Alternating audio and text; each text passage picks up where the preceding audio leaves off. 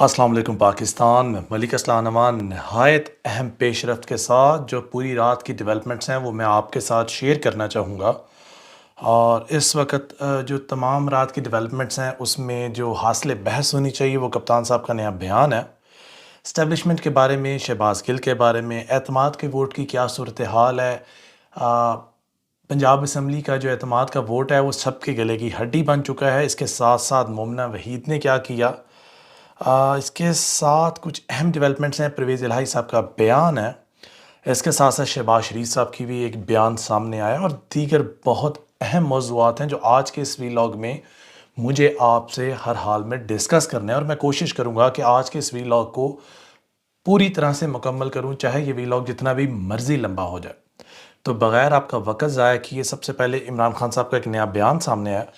वो कह रहे हैं कि एतमाद के वोट में इस्टेब्लिशमेंट हमें न्यूट्रल नज़र नहीं आ रही। यहाँ पर मैं थोड़ा सा एलेबरेट करना चाहूँगा। जो साबका इंचार्ज ऑफ इस्टेब्लिशमेंट थे, ज़ाहिरी बात है उनकी रूट्स, उनके लगाए हुए पौधे अभी भी इदारों में मौजूद हैं और उनका इन्फ्लुएंस अभी भी बिल्कुल यकीनन उसी तरह से होगा। ज़ाहिरी बात है, नए आर्मी चीफ ऑफ स्टाफ ने तो अपना बयानिया, अपना नैरेटिव क्लियर करके बता दिया कि इस वक्त हम बाय ऑल मींस न्यूट्रल हैं और ऑब्वियसली हमारे इदारे ये अफोर्ड भी नहीं कर पा सकते।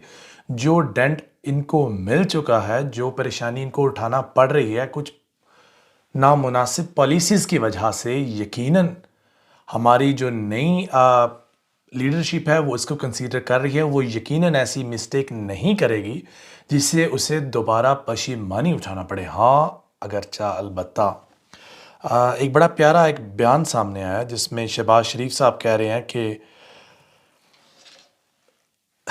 क्या किस तरह मैं आपको बताऊं कि शहबाज शरीफ साहब बड़े मज़े की बात कर रहे हैं। जो बाजवा साहब ने बाजवा साहब को पीटीआई के मौसन हैं, उन्होंने पीटीआई पे बड़ी फेवर्स किए और अपने मौसन्स के साथ ऐसा बिहेवियर नहीं करना चाहिए। क्या शहबाज शरीफ साहब ये एडमिट कर रहे हैं कि हमारे इदारे न्यूट्रल नहीं? और अगर वो ये बात एडमिट कर रहे हैं तो फिर कहाँ गया वोट को इज्जत दो वाला बयानिया? खैर यही नहीं और बहुत सी पेश रफ्स हैं, जैसा कि शेख रशीद साहब ने एक बड़ी प्यारी बात की। खैर प्यारी बात तो नहीं, हौलनाक बात की है।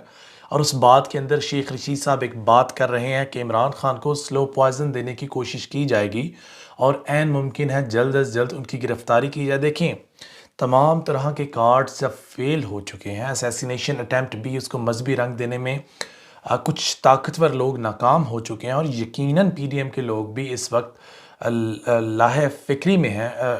इस वक्त वो बहुत परेशान दिखाई दे रहे हैं और उनके पास एक ही वाहिद हल दिखाई दे रहा है कि किसी तरह से खान साहब को अरेस्ट करें किसी भी चार्जेस के अंदर और उसके बाद उनको स्लो पॉइजनिंग दी जाए। स्लो पॉइजनिंग आप में से बेशतर लोग जानते होंगे कि स्लो पॉइजनिंग एक टर्म है कि आप किसी को इस किस्म की चीज़ दें जिससे वो एलर्जिक हो, जिससे उसको रिएक्शंस होना शुरू हो जाएं और उसके लिए मुज़र सेहत साबित हो। ये कोई भी चीज़ हो सकती है। फॉर एग्ज़ाम्पल कई लोगों को नट से एलर्जी होती है, कई लोगों को इससे एलर्जी होती है, शहद से एलर्जी होती है, कई लोगों को ग्लूटेन से एलर्जी होती है। इसी तरह खान साहब की भी शायद कोई ऐसी मजबूरी, कोई कमज़ोरी इनके हाथ लग चुकी हो जिसको वो एक्सरसाइज करके इस अमल को नेचुरल डेथ कॉज डिक्लेयर करने की कोशिश करें। खैर ये कबल वक्त बातें हैं, प्रीमेच्योर बातें हैं, इन पे अभी मुझे डिस्कशन करके आपका मज़ीद कीमती वक्त ज़ाया नहीं करना। हाँ, जो बात मुझे करनी चाहिए वो परवेज़ इलाही की करनी चाहिए कि परवेज़ इलाही समहाउ नोबडी इज़ श्योर कि वो क्या चाह रहे हैं, वो क्या चाहते हैं। एट सम पॉइंट वो जब इमरान खान साहब से मिलते हैं तो वो कहते हैं आप ही हमारे बॉस हैं, आप ही हमारे लीडर हैं, आप ही हमको गाइड करेंगे, हम आपकी जो है ना लीडरशिप के अंडर काम करेंगे और जैसा आप कहेंगे वैसा करेंगे। और बिल्कुल दूसरी जानब वो इस्टेब्लिशमेंट के देखें, हकायक मुझे कुछ इस तरह से लग रहे हैं कि परवेज़ इलाही साहब जो वोट चाहते हैं वो खान साहब का चाहते हैं और उसको लूज़ नहीं करना चाहते। और बिल्कुल इसके दूसरी जानब वो यकीनन इस्टेब्लिशमेंट का जो उनको तहफ़्फ़ुज़ हासिल है, इस्टेब्लिशमेंट की जो सपोर्ट हासिल है, वो भी नहीं खोना चाहते। तो इस वक्त सवालिया निशान ये है कि क्या परवेज़ इलाही साहब, देखिए इन दोनों में से एक चीज़ तो सेक्रीफाइस उन्हें करनी पड़ेगी। Either way, either he have to sacrifice the Imran Khan's vote bank or either he have to sacrifice his umbrella of the establishment.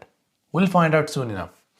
इसके साथ साथ मोमना वहीद साहब जो इलेक्टेबल तो नहीं है और ना ही वो इलेक्टेड हुई हैं अवाम के वोट से। यकीनन उनको جو مخصوص نشستیں دی جاتی ہیں ان کو وہ دی گئی ہیں، اور اگر میں بات کروں مخصوص نشستوں کی تو مخصوص نشستیں آپ جانتے ہیں کہ مخصوص نشستیں کیا ہوتی ہیں۔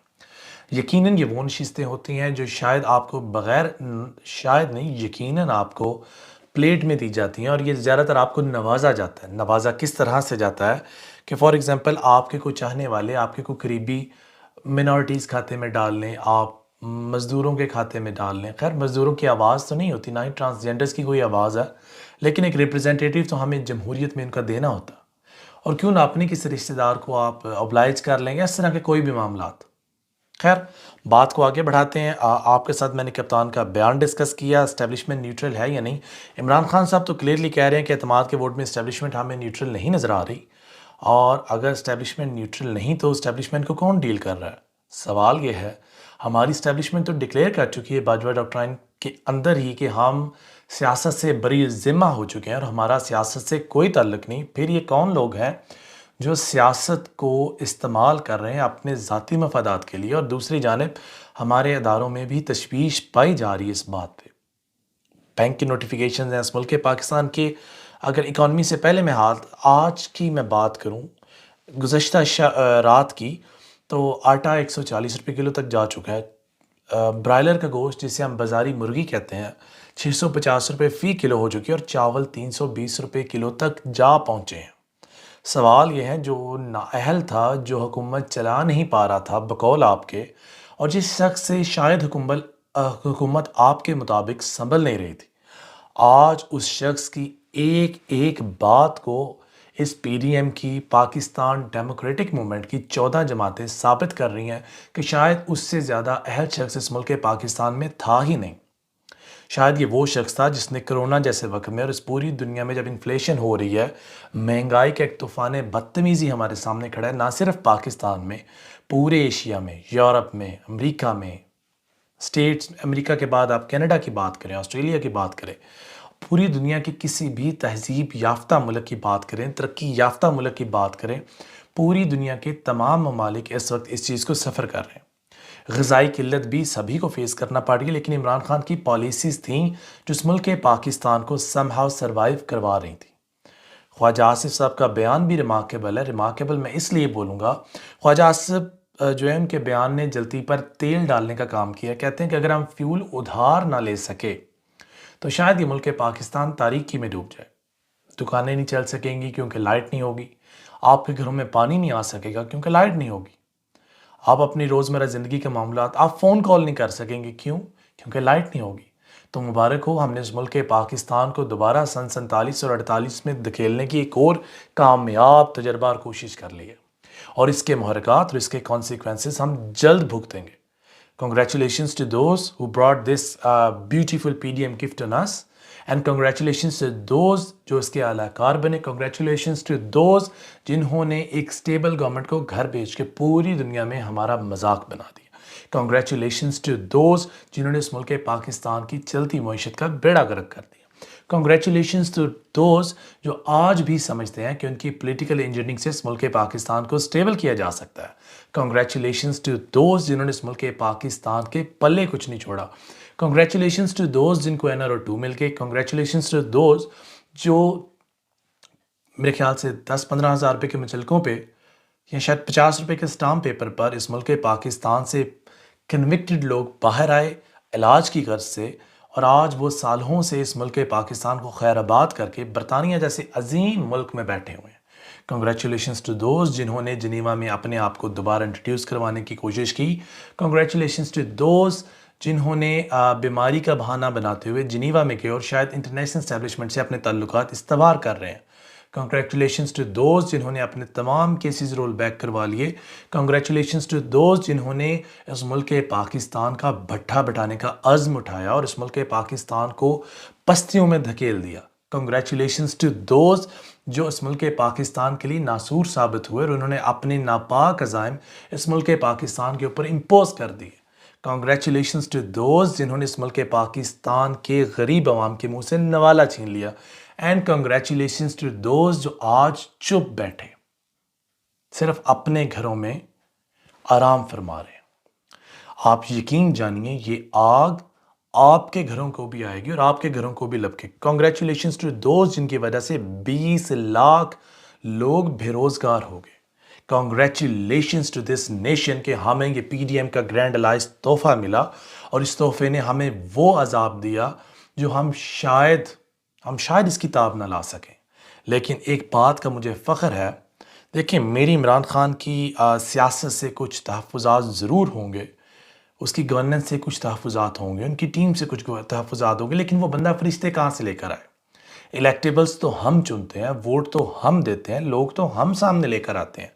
تو وہ بندہ فرشتے کہاں سے پیدا کرے؟ جب تک ہم چینج اپنے اندر نہیں لے کے آئیں گے یہ ملک پاکستان میں چینج نہیں آئے گا. باقی کم ٹو دا پوائنٹ،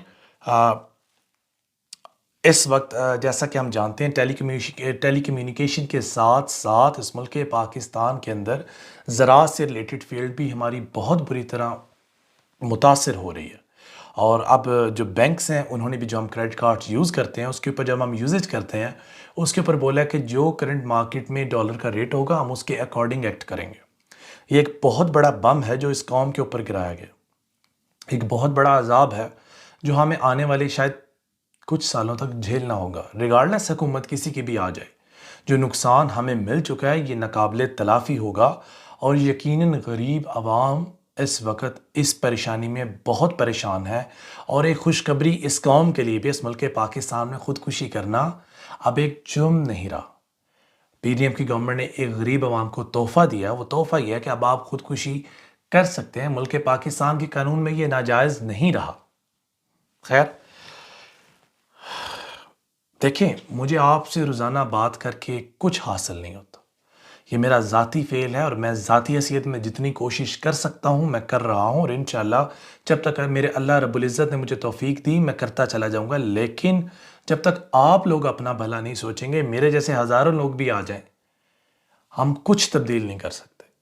آپ کو عزم اٹھانا ہے، آپ کو اٹھنا ہے، آپ کو نکلنا ہے اپنے لیے اور اپنے بچوں کے بہتر مستقبل کے لیے. آپ کو نکلنا ہے اپنے اہل و عیال کے لیے اور اپنی اس قوم و ملک کے لیے. اور میں آپ سے ریکویسٹ کرتا ہوں اگر آپ باہر نہیں نکل سکتے، کسی تحریک کا حصہ نہیں بن سکتے، تو ایٹ لیسٹ کسی کو اس کے غیر قانونی کاموں میں انکرج بھی نہ کریں. اللہ نگہبان. اور باقی کچھ ڈیولپمنٹس تھیں جو مجھے آپ سے مزید کرنی تھیں، جیسا کہ IMF کی قسط ہے. چلے میں آپ سے بات کی دیتا ہوں کیونکہ میں نے آپ سے شروع میں وعدہ کیا تھا کہ میں اپنی بات کو مکمل کیے بغیر اپنا ویلاگ آج ختم نہیں کروں گا. تو IMF ہم پر نئی سینکشنز اور نئی امپوزمنٹس لگانے جا رہا ہے. اور congratulations to P D M. اب غریب عوام اس ملک پاکستان میں چین کا سانس یقیناً نہیں لے سکیں گے اور اس کو اپنا پیٹ بھرنے کے لالے درکار رہیں گے. اللہ ہر اس شخص کا بیڑا غرق کرے، نسلیں غارت کرے جس شخص نے اس ملک پاکستان کا برا چاہا. اور میں یقیناً قائم ہوں اپنے الفاظ پہ، اور انشاءاللہ جب تک میرے اللہ نے مجھے توفیق دی میں یہ لفظ کہتا چلا جاؤں گا، چاہے چاہنے والوں کو اور نہ چاہنے والوں کو یہ میری بات جتنی بھی گراں گزرے. ابھی کے لیے میں آپ سے اجازت چاہوں گا. خوش رہیں، آباد رہیں، اور کنگریچولیشنز ٹو دوز جنہوں نے ہمیں یہ آفت اور یہ مصیبت تحفے میں دی. فی امان اللہ.